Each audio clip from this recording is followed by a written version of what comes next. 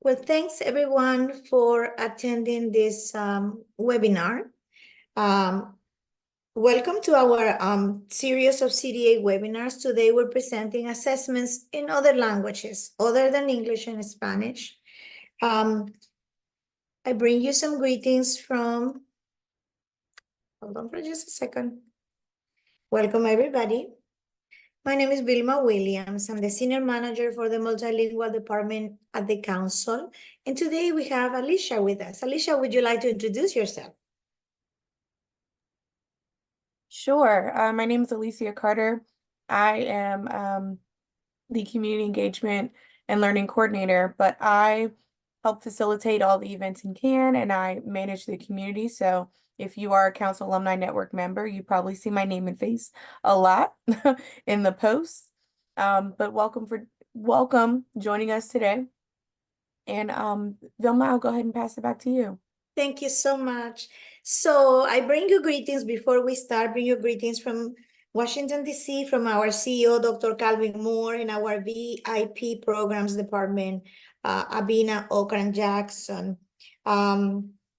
Before we start, also, I want to go over some logistics so that you know what to expect. We want you to ask questions that are pertinent to the information that I will be presenting. So we want you to use the question and answer key, the feature that you have on your screen. Please don't use the chat. We're not going to be using the chat. We're using the Q&A. The only time that we're going to use the chat is for Alicia to post an email, and I'll tell you what is that about. So I know that a lot of people want to know, are you getting a certificate when you complete this training? And the answer is yes, you're getting a certificate. It will come to you if you write to the address that Alicia is writing on the chat. So if you want your certificate, and also the presentation that I'm going to be presenting, the copy of the presentation, you need to send an email to Alicia to that email that she's posting on the chat, okay? And the certificate and the presentation will probably come to you in 1 week. It will not be immediate, but in about 1 week. And remember, you have to, you are the one who has to write for that, okay? Okay, so let's begin with our presentation about other languages. The first thing that I want you to know is that the Council celebrates and respects the status of the demographics and the diversity in the early childhood population we have right now in the United States. And we wish to work with any candidate involved in these programs that require the candidate to use a different language that is not English or Spanish. So when a candidate's job requires them to speak another language, we welcome that, and we are going to explain to you what those candidates need to do. Because the Council offers a specific process for candidates who work in other languages, making sure that they also get a rewarding experience, just like everybody else, and all, of course, opportunities for professional development. So candidates that would like to apply for an assessment in another language must receive our approval, the approval from the Council, before they send their application. So let's talk a little bit about our mission. More and more children in the United States of America come from homes where more than 140 home languages exist that are spoken, other than English and Spanish. And they make up a large number of children who are enrolled in early childhood programs in the United States. We call these children dual language learners because they have, at home, they have one language, and when they come to the program, they learn English. So they learn in two languages, right? The research also shows us that dual language learners are more successful in schools and later in life when they develop strong language and literacy skills in both languages, the home language and English. It also research shows that becoming bilingual or multilingual has many benefits. Effective programs for young children who speak languages other than English require continued development of the first language while they acquire English as a second language, including the support of the staff who's proficient in those languages. Thus, candidates applying for another language because they're supporting these languages in the development of the children. The council supports the research, definitely. We fully support the research and we're committed to provide opportunities so that those teachers can earn a CDA credential in that language that they are required, right? But again, you know, they have to be required by their employer to conduct their daily practice with children and their families in another language. We're not focusing on meeting the needs of the CDA candidate who speak more than one language, but we are focusing on how children will benefit from competent early educators who promote the development of the children's home languages throughout daily activities. So let's talk about now how to apply and what happens, you know, when you want to have an assessment in another language. And who qualifies for assessment in another language? Candidates, again, you know, and I'm going to say this many times because I want it to be very clear. Candidates whose work requires them to speak to another language daily with children and families. And when I am talking about other language, I am talking other language, not Spanish and not English, right? So if that's the case, the candidates need to request an assessment in that language. If they want to be assessed just in one language that is not English or Spanish, then they apply for the other language, monolingual. That means mono, one language, monolingual, only one language. Or if the candidate is requiring her work to speak English in the other language, they can apply for a bilingual assessment, English and the other language. So candidates whose language specialization is English, Spanish, or bilingual English, Spanish are not required to, they're not part of this explanation this presentation that I'm going to provide today, okay? They don't have to submit a request for assessment in those languages. The language of the assessment, the language that the candidate is going to be evaluated in is called the language specialization. And the language specialization, again, is required or determined by the language the employer requires the candidate to speak, conducting their daily work with children and families. The language specialization is not determined by the candidate's personal preference. Like if somebody says, well, I speak Chinese, can you assess me in Chinese? The question is, do you work in Chinese? And if the answer is yes, then we say yes. It's not determined by the language the candidate feels they speak or understand best. You know, like if a candidate works in English, but she is from Brazil, and she says, well, I feel more comfortable, you know, understand better Portuguese, but that's not the point again, right? So candidates are required to add the language specialization when they apply. When you completing your application, you have to tell us what is the language specialization. So something is important to remember. The language specialization is based on the language that your job requires you to speak to children and families. It's not based on your personal preference. It's not based on what you want to take the exam. Like I want my exam in Chinese. No, it's not based on that.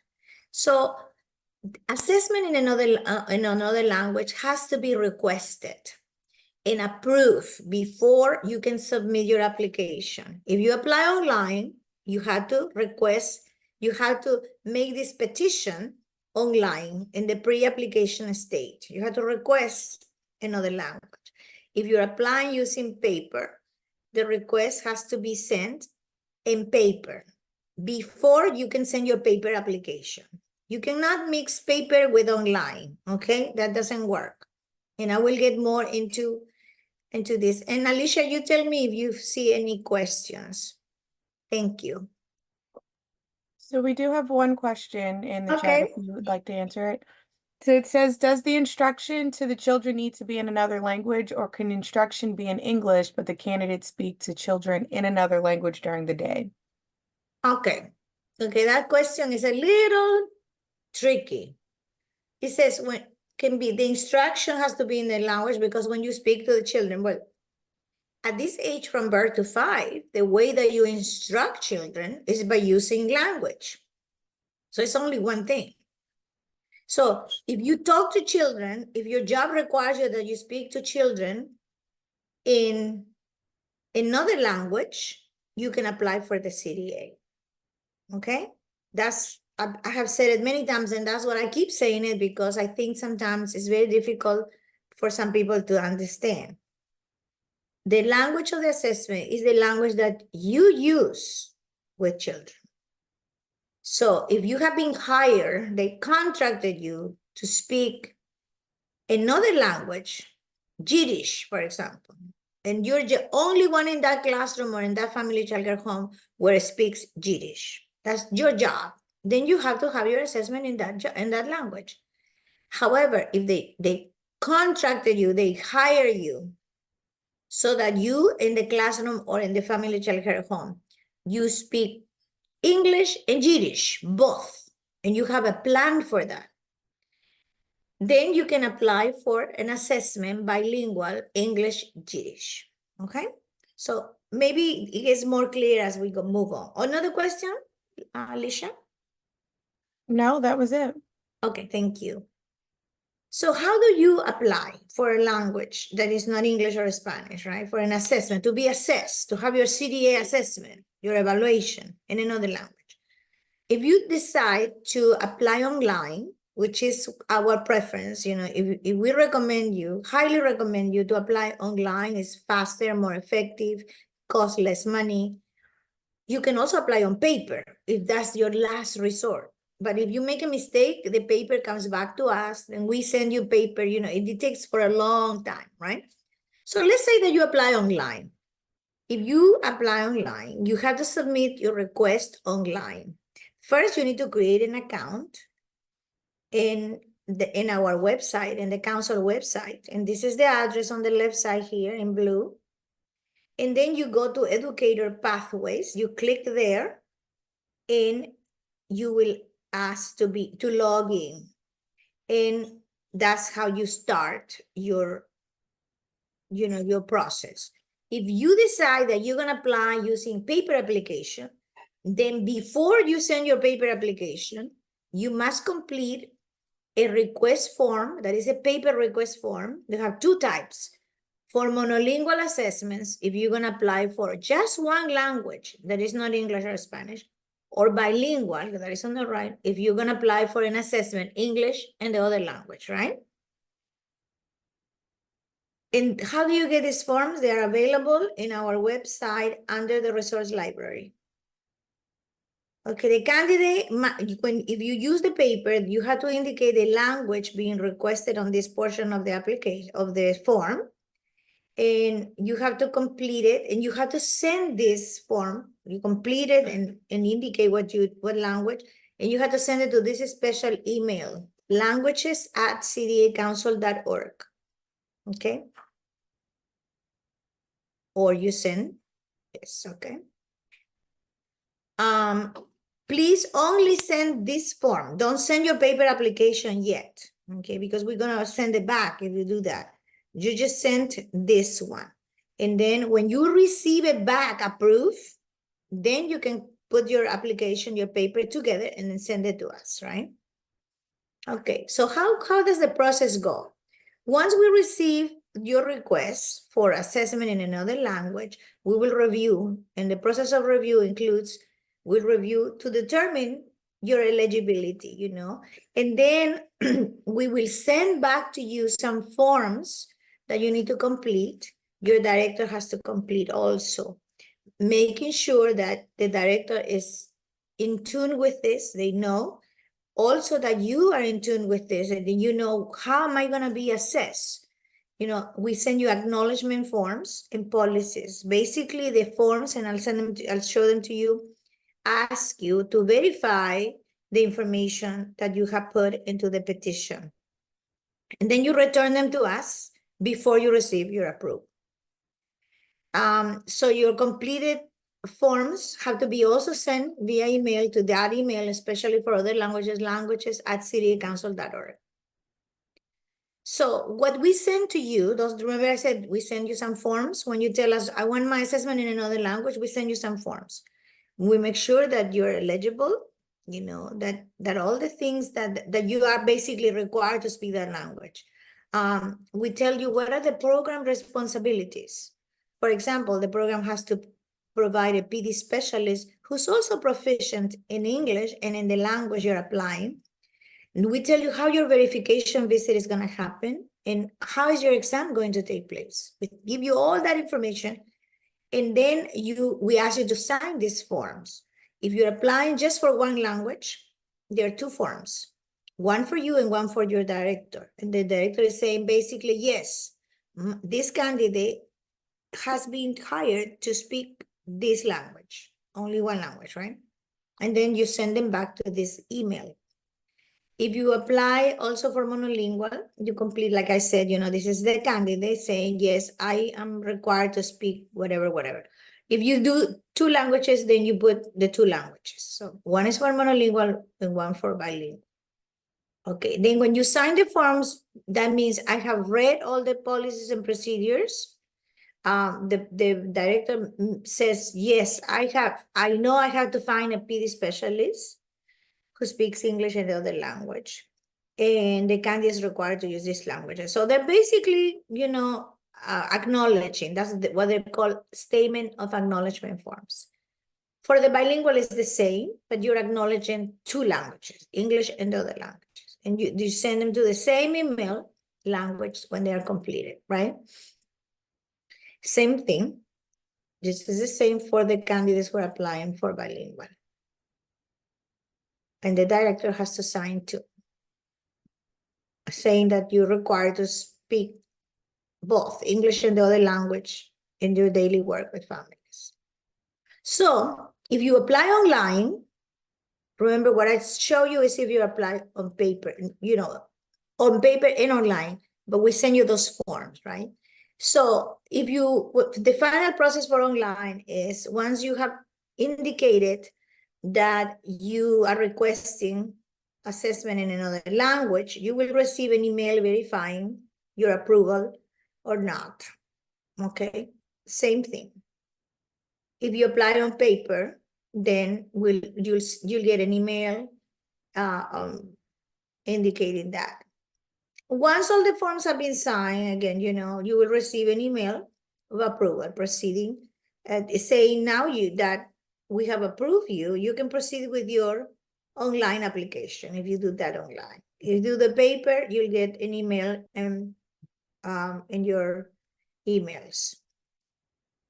Same thing here. You sign everything here. You have a copy of everything that has been completed, right? The instruction, now you can send your application now that you have been approved. Your application is $500. Okay, the other application online is $425. So there's a difference of $75. And then you have the approval. And then you can apply. You apply on paper again, you send your paper application with your approval. And if you apply online, you have been approved already, and you move on. And then you complete your application, you make your payment, and then you receive a notice called ready to schedule notice via email. This notice informs you, yes, your application has been approved, and now you can schedule your verification visit with your professional development specialist, and you can schedule your exam.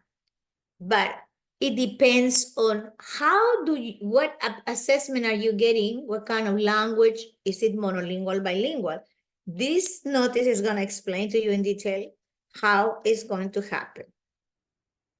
And then it tells you also that you have 6 months deadline to complete both the verification visit and the exam in any order. Okay, and then you have to log into your account to to move on. So in summary, and after the summary, I'll check for questions. If the required language of the candidate's daily work with children is other than English or Spanish, the candidate can request an assessment in another language. Request for an assessment in another language must be submitted before and approved before the candidate submits the application. The candidate and the director have to complete acknowledgement forms and return to the council before they receive final approval. And the candidate is notified of the final approval by the council. And once the candidate receives the final approval for assessment, the candidate may complete and submit the application. Any questions so far, Alicia? Sorry. Yes, we have one. It says, what other languages is the CDA exam given in? The CDA exam is given at Pearson VUE, in English and in Spanish. But we assess candidates in any language that they are required to work. And we have created a system that I have begun to explain, and then you're gonna, we explain more. So if you, and I'm gonna tell you right up front, since you ask the question. If you apply for another language that is not English and is not Spanish, but you work in that language, the council is gonna assess you in that language. But to assess you in that language, your exam, because you're asking about the exam, is going to be provided to you by the PD specialist who is proficient in that language. And the PD specialist will give you that exam in that language, whichever language it is, okay? At the moment, the council has assessed 20 candidates in 26 different languages. And yeah, so we assess you in any language, but specifically the exam, when you go to the Pearson VUE office, is only in English and Spanish. But again, I'm explaining to you, and I've just begun to explain how you're gonna be assessed when you're not applying for Spanish or just English, okay? So any other questions so far? No, that's all. Okay, so let's move on. So once you have received your approval and you have received your ready to schedule notice saying, yeah, go ahead and schedule your exam and schedule your verification visit, then you do that. You have to be assessed. The final assessment includes a verification visit and the exam. So I'm going to show you how it works for candidates who have applied for just one language, other language, or those who have applied for English in another language. Okay, so let's see, how do they get assessed the same way as everybody else? The answer is, let's see. First of all, what you see here are the CDA competency standards. They are the backbone of the CDA credentialing system. They're the core of the system. And they're national standards that we use to evaluate candidates' performance with the children and families during the assessment process. So when we assess you, for example, when you complete your portfolio, you have to demonstrate through your portfolio that you meet these competency standards. The competency standards encompass 6 competency goals on the left side. These goals are the dreams of the profession. We hope that every teacher who works with children can meet this. Do you meet these goals? And to make them even more specific and more clear, we give a definition of the different functional areas that exist within each goal. So each goal has a number of functional areas that define the functions what we expect of teachers. So if you have to demonstrate that you meet competency goal 1, yeah, I have to demonstrate, to get my CDA, I have to demonstrate to the council that I am able to establish and maintain a safe, healthy learning environment for the children, right? What does that mean? That's a big goal. So we go into functional areas now and explain further. This means that this involves 3 functional areas: safe, healthy, and learning environment. And in the book, in the competency centers book, we specifically define what safety means, what healthy means, what is learning environment means in regards to the work of the teacher. We give examples of the possible behaviors that we can see, but you may have your very own examples, right? Okay, so we have indicators, we have many ways for the candidate to demonstrate, I meet this goal. So one way to demonstrate is through the portfolio. Another way to demonstrate is that they're gonna observe you working with the children. So the PD specialist is going to be using a tool, a comprehensive scoring instrument that is in the back of your competency standards book, whether you have the blue book or the green book or the yellow book or the purple book. And that's what they're going to be observing, right? And that instrument, that observation is based on these competency standards, these competency goals and functional areas. Okay. And then when you go to take your exam, even if you go to Pearson VUE, because some will go to Pearson VUE, or if the PD specialist administer the exam in your own language, she will also serve, she or he will serve as your interpreter. The exam questions are also designed so that we can find out, do you meet these competency goals? These competency standards. Competency standards is the whole thing. Again, it's composed by competency goals and functional areas, right? Okay, that is very important to know because this is what you have to demonstrate, right? So let's see how it works. So again, I told you your final exam consists of a verification visit with a PD specialist and a CDA exam, right? They are all based on the competency standards, which are 6 competency goals and 13 functional areas. And you have to demonstrate as a candidate, yes, I meet this. And how do you demonstrate? Through completing your portfolio, through the observation and the exam. So let's talk about each of them. What happens during the verification visit with a PD specialist? So the purpose of the verification visit is for the professional development specialist, also for sure we call it PD specialist, to verify some key aspects of your competence. And they follow an exclusive model called ROR, because they will review your portfolio, they will observe you working with children as the lead teacher. Even if you're not the lead teacher on the day of your observation, you have to perform as a lead teacher. And the last R is for reflection. The PD specialist is going to help you identify, reflect on your areas of strength, and also the areas that you still need to grow more professionally, okay? I want you to know that the professional portfolio and the observation are going to be scored. You're going to get a score for that. The last portion, the reflective dialogue, is not going to be scored, but it serves the PD specialist and it serves the candidate to reflect in the future. But also the PD specialist has an opportunity to clarify some things that she may have observed in the portfolio or during the observation. So again, they assess you based on the competency standards, those 6 grade goals and 13 functional areas, okay? When the PD specialist completes the visit, they have 48 hours to send all of the scores and, to the council.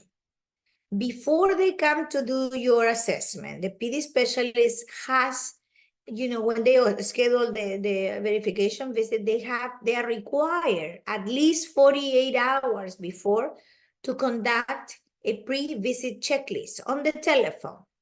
They have to confirm, they call you on the phone, and they have to confirm, do you meet the requirements? Are you prepared for the visit? Have you made arrangements with the director? There's a quiet space for me to review your portfolio and to have, the dialogue with you. Don't forget, you're going to be acting as the lead teacher when I'm observing you. Okay, so somebody's going to be with the children when you go to the reflective dialogue, because somebody has to be with them. Basically, the PD specialist calls you to make sure everything is in order before I come, right? That pre-check list cannot be completed via email or text. It has to be a conversation on the phone. So besides that, when the PD specialist calls you for the pre-visit checklist, they also have to confirm that you're going to be assessed in the correct setting and language as your application. So if you apply for preschool in French, they check that. They make sure that it's correct, that everything is in accordance to what they got, right? That you have prepared with the correct book. If you apply for preschool, did you prepare with the green book, competency standards book? If you are applying for infant toddler, did you prepare with the yellow book, the competency standards for infants and toddlers? Or if you are applying for family child care, did you prepare with the blue book, the competency standards for family child care? Or if you apply for a home visitor, you have prepared with the purple book for home visitors, right? So they check that. They check that you have completed your portfolio. And what are the ages of the children in the group or in the classroom, right? So they had to make sure that everything is the same as the information they got. And then the PDS will remind the candidate, please, when I come to do your verification visit, you have to show me your picture ID to make sure that you're you, right? And also, please bring your competency standards book, the yellow or green or blue or purple book, because they are going to take the pages out of the observation tool that is on the back, the observation instrument. They're going to take them out. They're going to actually remove those pages from the book and use them. So when they give you your book back, it's going to be some pages missing from the back, right? And also they're going to remind the candidate, please don't forget to bring your professional portfolio when I come. Any questions? I think some people have written on the chat, and we asked you to write on the questions and answers, but Alicia's gonna check. So the what was in the chat wasn't a question at all. So we don't have to address it. And there was a statement that was made in Q&A, but not a question. It was really just a statement of understanding. And they used an example of having a teacher from Ethiopia who speaks in both languages. That's good. So the council doesn't question why are you doing this? There is not one model in the United States for bilingual education. There are many. We accept all of them. So if your program decided to have a teacher from Ethiopia who speaks Amharic and speaks English to the children, you must have reasons why. Sometimes programs do it, the majority, because the children need their mother tongue, their home language in the classroom, so they can feel good that they belong. She speaks like my mom, right? That's a philosophy, and we respect that. That's like Head Start philosophy, and we totally agree with that. Some programs, more and more programs require or hire somebody to speak in the classroom, for example, French and English, because they are offering a bilingual French-English program. And some parents who are American, they only speak English, they want their children to learn another language. So they register them in that program. They enroll them there because they want their children to learn another language, which is another philosophy. We respect that too. So for whatever reason, the teacher from Ethiopia is there. We respect that. The question is, does your job require you to speak just English or just Amharic? Or does your work require you to speak both English and Amharic? Great. So we accept anything. If the answer is, my program requires me to speak English, even though I'm from Ethiopia, you have to do your assessment just in English. But if the program hired me to speak Amharic only, then you have to do your assessment in Amharic, and you can apply for assessment in another language. If the program requires you to speak English and Amharic, you can also apply for another assessment in another language, bilingual English and Amharic. So there are different situations and we accept them, okay? Okay, so moving along, thank you so much. Any other questions? We do have a question. Okay. And this one really speaks to more about special accommodations.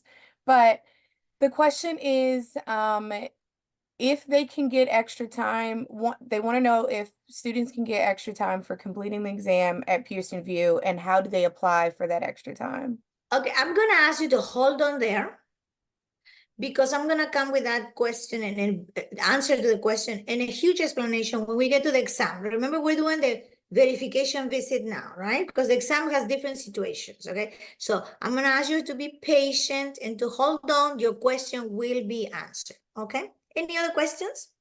There was one in the chat about accepting copies from the back of the book, and if we accept that. No, we do not accept copies from the back of the book. We expect every candidate to have his or her very own competency standards book. You need this competency standards book, the yellow, green, blue, or purple, because this competency standards book, although they look the same, each of them has specific information and requirements for the type of program that you're applying for, right? It is different to work with preschoolers than with babies. With that in a family child care home and as a home business is different. So although the books may look the same, there are very specific information for each setting. Furthermore, everything you need to do is in this book. So you cannot borrow it. You cannot, you have to have your very own book. You have to use it. You have to follow it. Candidates need to own it. They need to know everything. Okay? So if you have your very own book, you have to bring that book on the day of your verification visit because the PD specialist also does not have permission to use copies of papers of the book from the book. The PD specialist must use the original pages of the comprehensive scoring instrument that is located in the back of the book. Okay, we're gonna move along, right? Unless we have another question. No, we can move along. Okay, thank you. So the PD specialist calls the candidate before and checks that everything is ready. And now is the day of the actual verification visit. So what happens on that day? The PD specialist arrives on site early, introduces herself or himself to the director and the candidate. And also the PD specialist has to present their ID and ask the candidate for their ID. And before they begin, the PD specialist asks the candidate, please give me your competency standards book. And then verifies that is the correct, that matches the assessment that she or he is going to conduct. And then takes the pages, like I said before, of the comprehensive scoring tool from the back of the book. This is how the comprehensive scoring instrument looks. So takes those pages out of the book. And then ask the candidate, please give me your professional portfolio. Professional portfolio, we don't have a requirement for how it should look, but it should be professional looking, it should be portable, it should be legible, it should follow all the information that we gave the candidates on how to prepare it, right? These are just two examples, but the candidate is expected to give the PD specialist the portfolio, and the PD specialist will go in a private room for about an hour to review the portfolio, to make sure that it meets all the requirements. The candidate is not with a PD specialist at this time, it's just the PD specialist alone. In a private room, no interruptions, about an hour reviewing the professional portfolio. And what are they reviewing? They're reviewing the same thing that we have in the book. There's no secrets, there's no surprises. Do you have your resource items? Do you have your resource collection, your 6 reflective statements of competence, your philosophy statement? And in addition, they have to verify that you met the requirements for language and credential type. So there are some requirements for language, right? Okay, so we're going to talk about that. So for candidates who are applying just for one language, that is not English and is not Spanish, they have to have the following in that language. 6 reflective statements of competence. You know, you have to write 6 reflective statements of competence. You have to write them only in that language that you're applying. And then the resources for all the resources that you have in the portfolio that you use for families and children, like the weekly plan, the activities, the books, the resource guide for the family, all of those have to be in that language. And your professional philosophy statement has to be in that language, okay, in the other language. If you apply for bilingual, it's different. Because remember, bilingual are those who apply English and the other language, right? So 3 of your reflective statements have to be presented in English and 3 in the other language. And by the way, this is on page 32 of the Competency Standards book. And all the resources that you use directly with families, the weekly plan, the activities, learning activities, books, and resource guide, they have to be written in English and in the other language. And your professional philosophy statement can be presented in either language, only one. You can write it in English or you can write it in the other language. Okay, so we talked about the portfolio, right? Now let's talk about the observation. How is the observation going to happen? During the observation, the PD specialist sits in an area of the classroom where she can have a very good view of what you're doing as a candidate, but also this PD specialist is there inconspicuously. That means you cannot participate, you cannot be in the middle, you cannot interrupt, you cannot ask questions. PDS will not ask you questions or interrupt you. Has to sit right there, you know. Only the teachers that are typically in that classroom or in that family childcare home should be there. If the director wants to come to observe because they're curious, or some of your friends want to come, your husband, no. Only the people that work there during the, regularly.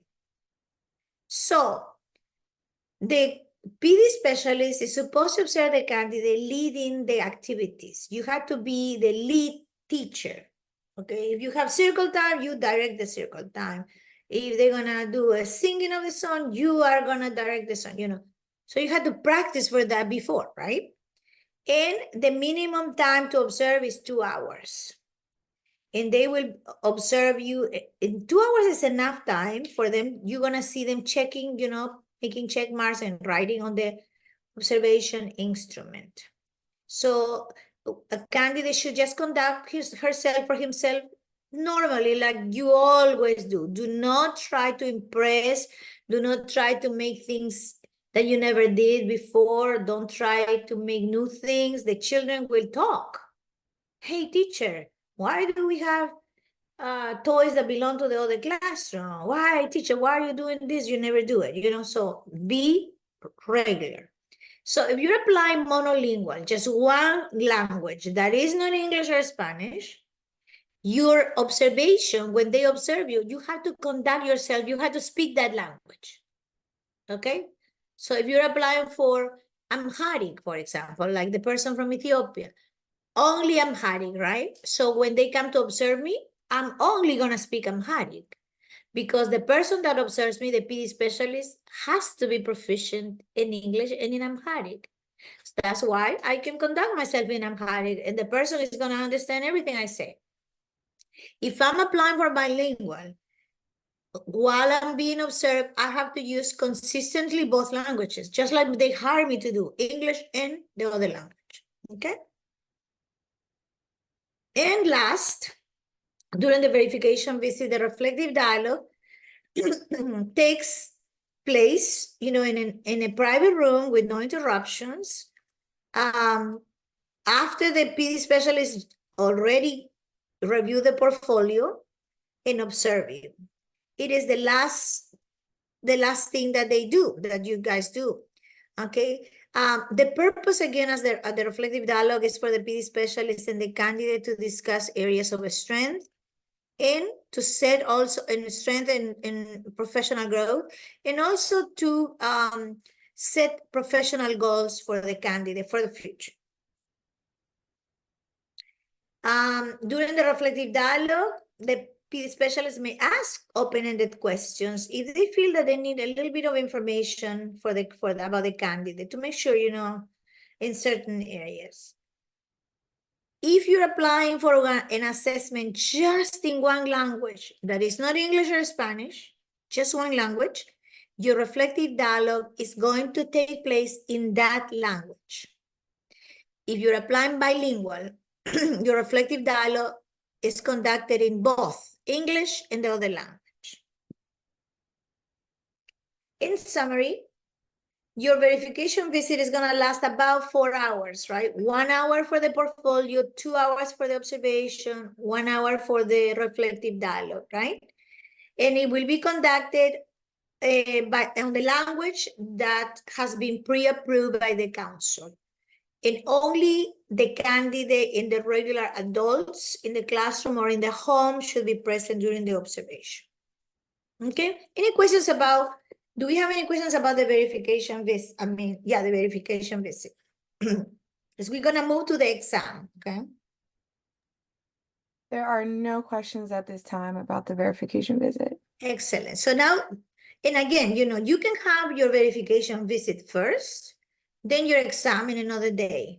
Or you can have first your exam and the verification visit at another day, okay? But for the explanation for today, I put the verification visit first, and now we're gonna talk about the exam that everybody wanted to know, the CDA exam. By the way, we also have a webinar that is coming up, I think in June, only on the exam for people that are totally nervous, freaking out about the exam. We have a session that is gonna put you at ease, where we play, where we show you how to answer, give you strategies. So keep in tune for that session, okay?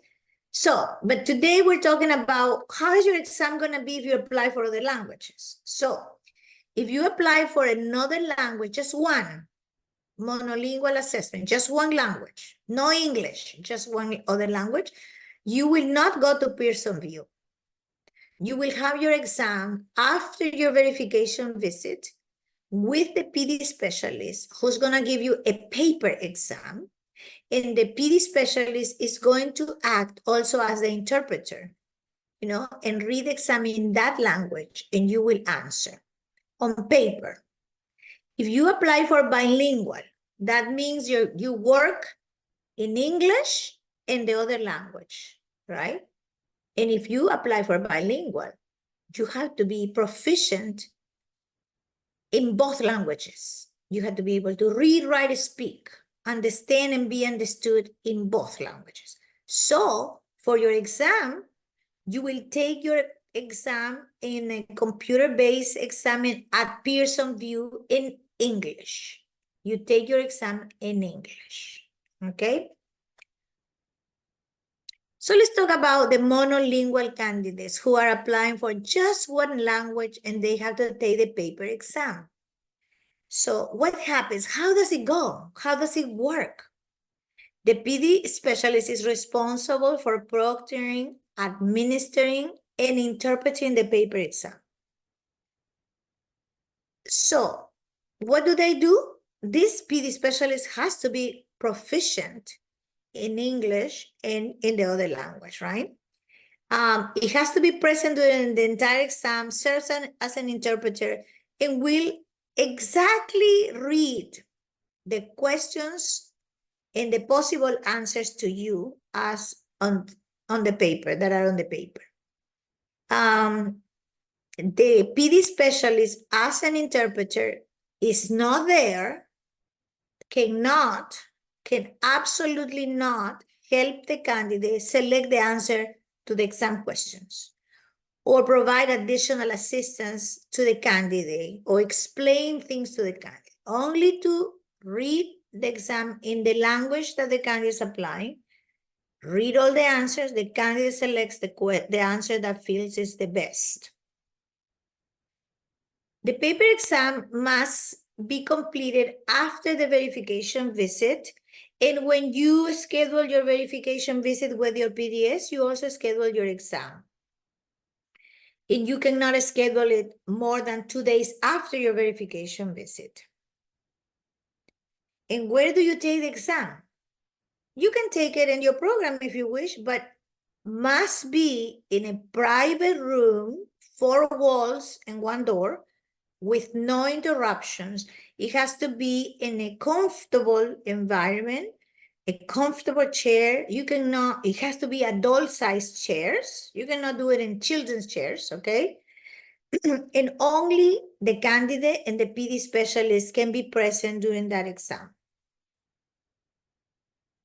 Exam locations. Where can you take the exam? In a private room in the candidates program. These are acceptable. At a local library, if you want to go to the library, but in a private room. In a private office, at the resource and referral agency, or in the college, but in a meeting room. It has to be a private room, 4 walls and 1 door, right?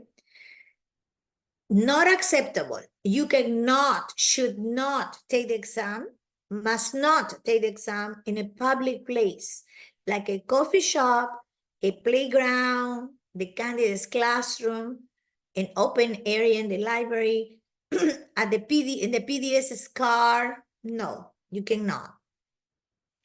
The candidates who are applying for family child care credential cannot, the exam cannot take place in a family child care home.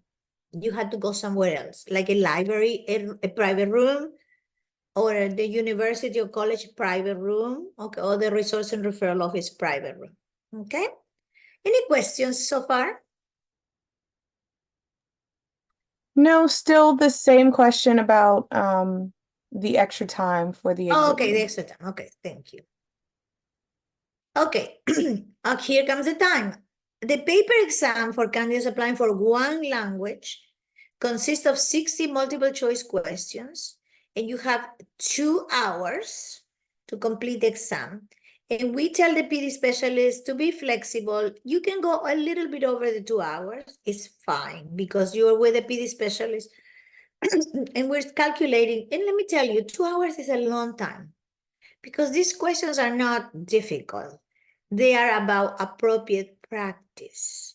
You know, then that's what I want you to please. I'm inviting you to attend the webinar for the exam, right? We have it in English and we have it in Spanish, okay? And I'm pretty sure that you can get the invitation. And if you're a member of CAN, it's right there in the events, okay? You need a pencil, number 2, and an eraser to complete your exam if you're applying for just 1 language. So there you go, 2 hours, and we have flexibility for that. On the day of your exam, the candidate, you have to be present at the start of the scheduled appointment. The PD specialist will greet you, and then you'll go to the private room, and then the exam starts. So the PD specialist will interpret the instructions to you. So we'll read the instructions in that language, and then we'll interpret every question exactly as is in English, and every answer, every possible answer exactly as is in English. And then you, the candidate, will select the best answer and shade it. There's a little ovals, a little circles you have with your pencil. You have to fill in next to the answer that you think is the best answer. The PD specialist cannot help you answer any questions or explain anything. The role of the PD specialist during the exam is proctor, administrator, and interpreter. They have to uphold the integrity of the credentialing process. They have to make sure that all the written exams are followed the same way, including avoiding providing any information to the candidate or emphasizing words or making gestures to tell you what is right or wrong. You cannot, because if they commit violations, your assessment can be invalidated. Okay, we don't want that. Once the exam ends, the PD specialist sends a copy of the exam to the council. We will review and score your exam, and we will make the final decision. The PD specialist does not make the final decision, okay? and we will inform the candidate via email about results. The PD specialist role in the process has ended. When the PD specialist leaves, her role is finished. If you have any further questions or concerns, do not call the PD specialist, you call the council. If you apply for bilingual assessments, English and another language that is not English or Spanish, basically you're applying for a bilingual assessment. You have to take your exam in a computer at Pearson VUE. Let's see how. So you have to schedule your exam with Pearson VUE. You can schedule your exam online or calling by phone. If you do it online, you have to create an account in the Pearson VUE website. And then you're gonna need, from you ready to schedule, remember that the notice that you got saying your application is approved and now you can do this, you have a number there. That number you're gonna need when you schedule your exam with Pearson VUE. You, by phone, you call at this number, the one here, 866-507-5627. You call that number and you say, I'm calling to schedule an exam in 2 languages. It's my bilingual exam, but I'm calling to schedule my exam. It's gonna say in the record that it's English because you have applied for bilingual, right? And they are open 7 to 7, okay? Okay, again, for bilingual assessments, the exam and the verification visit may be completed in any order. When you go to Pearson VUE on the day of your exam, you should arrive 15 minutes earlier. If you arrive late, they not let you in. You bring your proper ID, a photo ID with signature. The name on your ID has to be exactly the same name as your application. There's gonna be a person there to help you and to make sure that everything runs fine. That person is called a proctor. They'll help you, they'll assist you with your exam. Again, in English. During your exam, you will need to use a mouse, a computer mouse, to point and click at various buttons on the screen. What is expected from you during the exam? It's a multiple choice. You know, what is expected during the exam? Multiple choice. That means you have a question and 4 answers, 4 different answers, from which you have to choose the one that you think is the best answer. There are 15 minutes for instructions, and then you have 1 hour and 45 minutes to complete the exam. You just have to go to the answer that you think is the best for that question and click. That's all. You read all the instructions and the rules, and then you read each exam question carefully. And at the end of your exam, once you complete, you will be given a printout, a page that says that you have completed your exam and that your results are being sent to the council for review. You do not get results when you leave. That paper doesn't give you the results. It just tells you what type of exam, what date, where you took the exam, and now it says, we're sending the results to the council. Okay, that's what it says.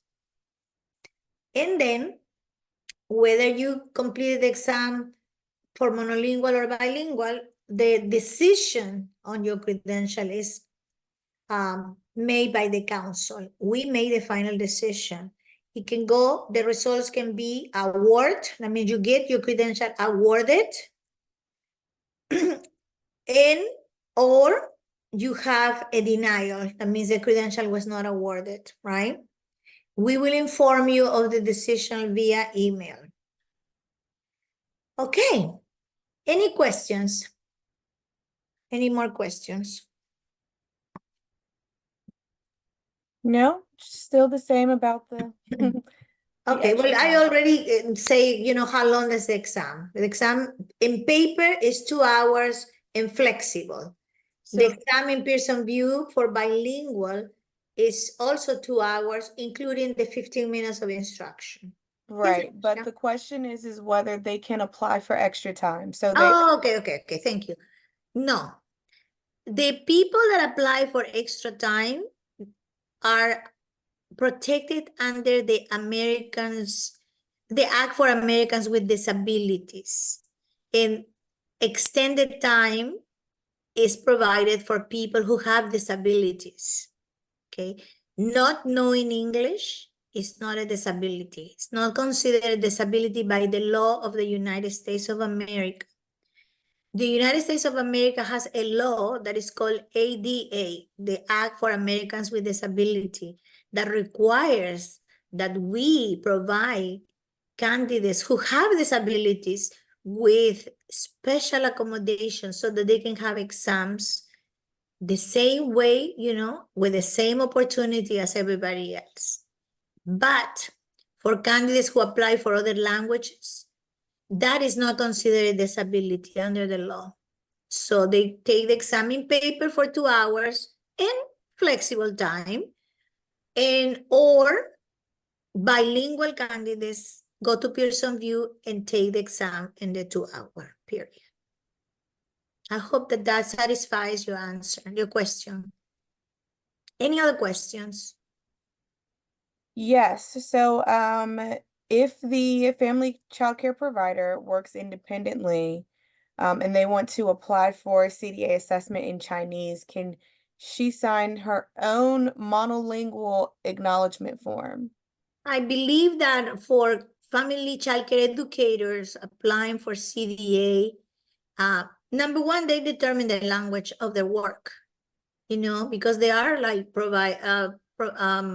educators who say, you know, I provide my services in Chinese. So the families that come there, they already know. Some they have children who speak Chinese, and some maybe Americans who want to learn Chinese, right? Again, the philosophy is not the point.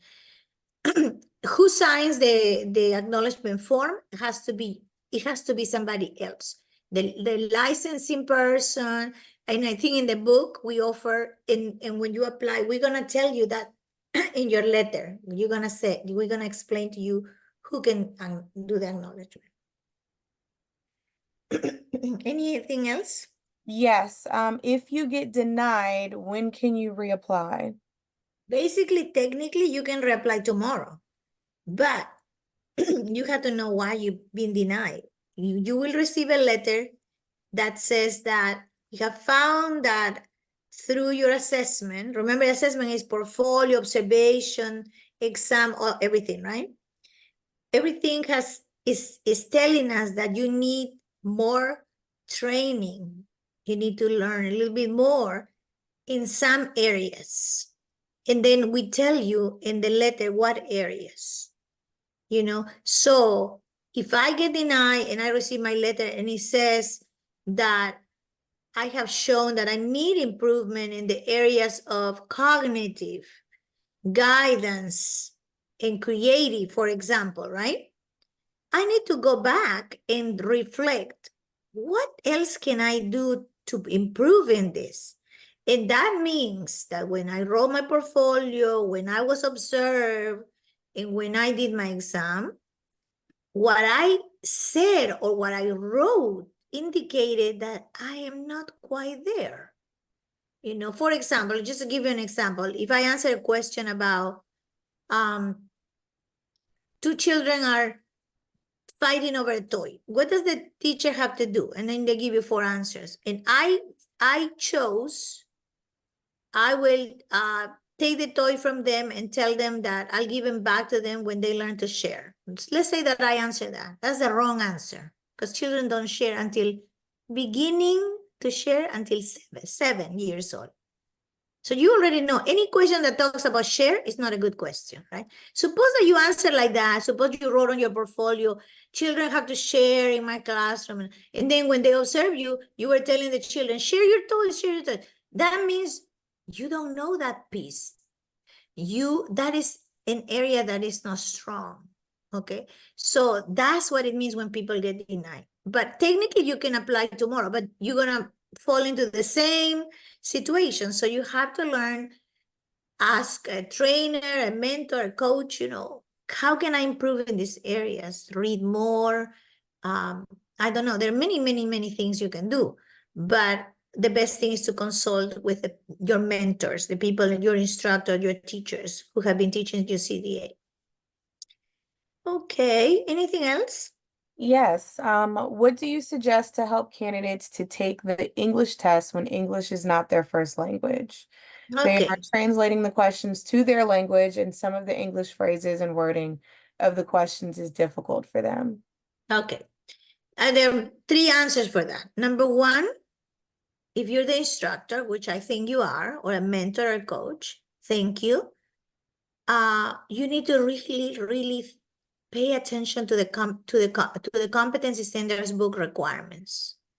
So if the candidate has been hired to speak English, regardless of where they're from, right? But it's not English is not their first language, right? Do they meet the requirement for literacy? Can they read, write, speak, and understand English? So if they're having a hard time, like with reading comprehension, then they're not gonna get the credential because they're not smart or wonderful teachers. It's because they are not gonna be able to answer, for example, the exam because they're not gonna have that reading comprehension, right? For example, that's one thing. So meeting that requirement, being proficient in English is important. It's the same in Spanish. If you apply in Spanish, and that's not your language, but you have been hired somehow to speak Spanish, you have to be able to read, write, understand, speak, everything in that language. Same thing for Chinese, same thing for Yiddish, same thing for Amharic, same thing for everything. Bilingual is the same thing, but double because English and the other language, right? So that's number one. The other thing is maybe they are proficient, maybe they're great teachers, but taking the exam just gives them the willies. They just shake and the eyes get blurry. Some people have not been in a computer to take an exam ever in their entire life. Some people have not gone to school for years until they get CDA. So there are many factors. They're nervous, they're scared, the pressure of the family, lots of things like that. And again, for those people, we have created a webinar that I know they're going to love, that we invite you to. I don't know, Alicia, if you can check the date, but I think it's June 6th. And encourage them to come to this webinar, okay? Now, the other thing is that other things help ease that anxiety, like go by the Pearson View Center so they can see how it looks. Find out if they let you go and pick to see how the computer looks. I don't know if that's allowed, but they let you, go by. In our webinar, we're gonna take you inside Pearson View, virtually. Another thing is that let them make fake exams like in a computer and practice the mouse, because sometimes they're afraid of the computer. It's not that they don't know. They're just very afraid of the computer. And I highly recommend that they come to our session because we don't want to put barriers for people. We totally understand what you're saying. We want to help them overcome that anxiety in going to take an exam, which it produces anxiety for anybody. But if English is not your first language, it's even worse. So thank you. Any more questions? Yes, we have two more. Okay. So one is about Spanish being the first language, but they teach mostly in English. Mhm. They want to know if she can take the CDA training, exam, and observation in Spanish. She can take the training in Spanish, but she has to do her portfolio in English. If her job requires her to speak English, but she speaks Spanish because she's from South America or whatever, that's not the point. Remember, I said at the beginning, the language of the assessment is the language that the job requires. So we also understand we're sensitive about, people, but she can cover. The point is we want her to be knowledgeable about how children think and learn and child development and all of that, right? Who cares in what language you learn it, okay? If you want to take your classes in Spanish, fine. But remember, because you're applying for English, your portfolio has to be in English. When they come to observe you, you're going to have to speak English to the children. And when you go to take your exam, you have to take your exam in English because this exam, this assessment to get a CDA is competency based. That's what it means. Competency based means that I'm not only going to demonstrate that I know the theory. A lot of people know the theory, but when you bring them into the classroom, they're lost. They cannot work with children, right? There's a lot of people that know how to work with children. They are wonderful. But if you ask them how come they're doing something, they don't know why. They don't know the theory. So it's not good to just have theory. It's not good to just be good. You have to be a combination of that. And that's what CDA is beautiful. And that's why employers love CDA. Because when you make a connection between the theory and how to put it into the practice, is when you make that connection that you become intentional, and then you can provide appropriate practice, and then you can show, yes, I meet those competency goals, competency standards. It's therefore I get my CDA. Those are the people that get a CDA. And I'll give you just an example since we have a little time. If you come and you observe an infant and toddler classroom and you see Carlos, the teacher, one of the teachers, playing with Stevie. Stevie is like 7 months and he's hiding a ball under a blanket, and Steve is looking for it, and he opens and says, peekaboo, the ball is here, and he's playing that with him, and the baby is happy. You ask Carlos, tell me about your activity, with the child. And then Carlos says, I love it. They love me. I was born to be a teacher. And the director gave me the ball, and I saw another teacher doing this activity, and the children love it. That's all he can say. So Carlos is a good teacher. The children love him. He doesn't know why. So we send them to learn CDA classes, right? He finished his 120 hours.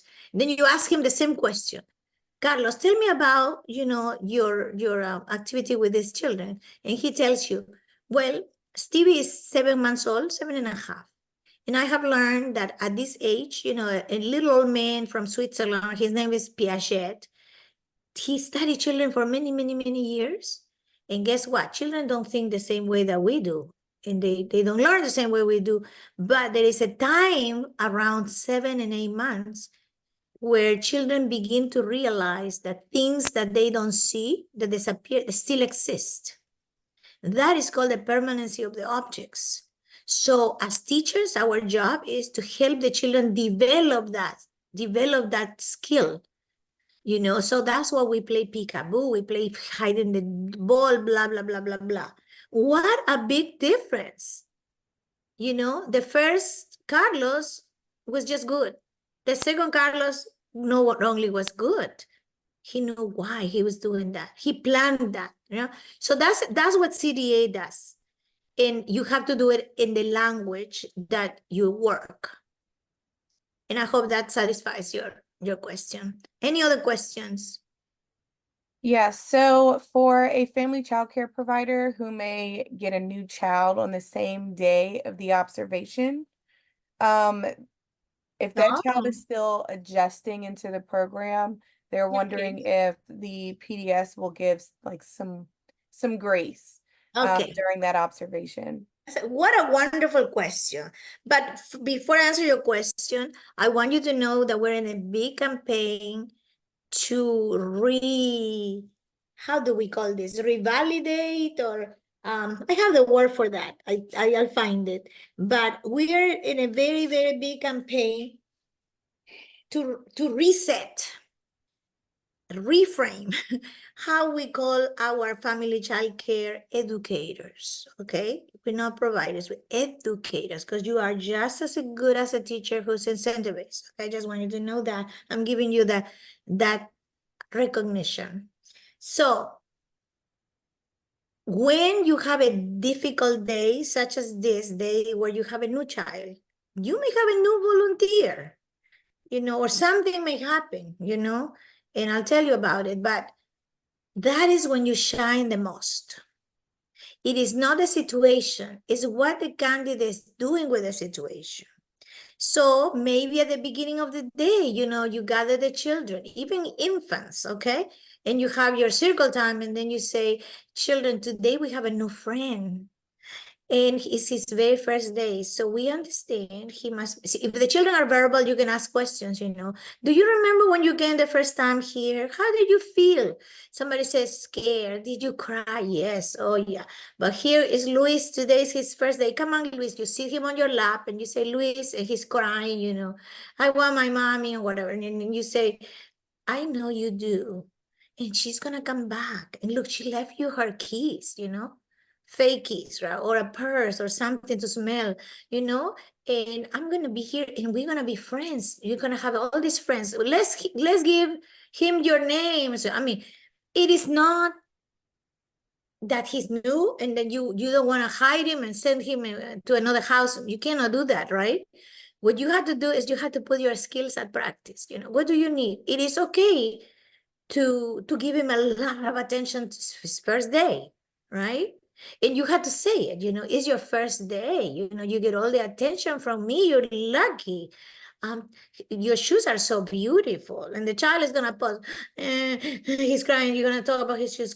Who bought your shoes? Your mommy bought your shoes. Oh, she has good taste. Wow, you know, mommy's coming back. I'm gonna sing you a song. My mommy comes back. She always, you know, it's what you do. So don't be afraid. Put all your skills into practice. This is your time to shine and shine like a star. I hope that helps you. Any questions anymore? Yes, there is another one about the expectations to pass the exam. Okay, what are the expectations about the exam by itself? If you get 100, they're not gonna give you the CDA if your observation and your portfolio don't reflect that you're competent. It is a combination. So I understand that you are concerned about the exam, but the exam is not everything. There are three pieces, remember.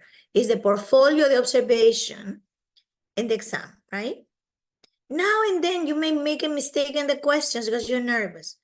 But if you are competent, it's gonna show everywhere. If you're competent, it's gonna be what the example I just gave you about the child who came the first day. Your portfolio probably reflects great things like that. And in your exam, the question that says child first day, for example, I'm just making up, right?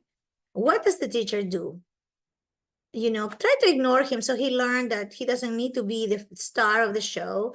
Or it says, you know, give him 100% attention and ask the children to share his feelings with him, create empathy. That's the answer, right? So if you're competent, it's going to show everywhere. I want you to go to take the exam with a positive thought.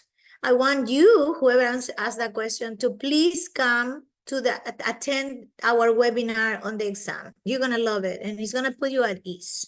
I promise you. Thank you. Other questions? That is all. That's all.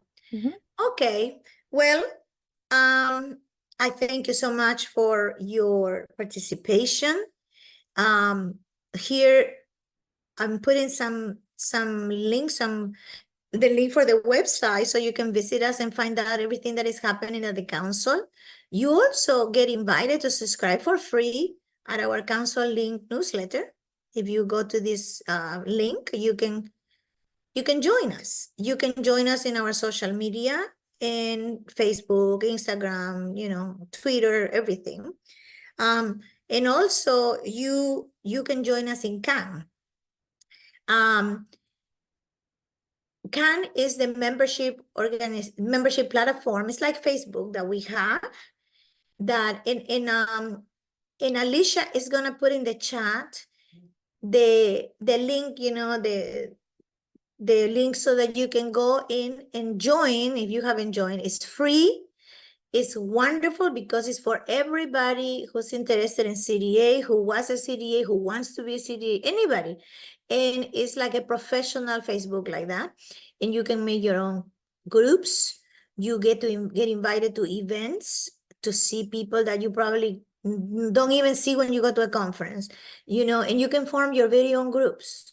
You can form your groups for home visitors, there is one called Voces Latinas, you know, the voices for the Latino community. You can form your very own group for other languages. you just have to let us know.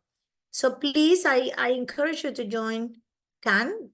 CAN is CAN, is the Council Alumni Network. But it's not just for alumni, it's for anybody who's interested in belonging to such groups, such wonderful platform that is for free.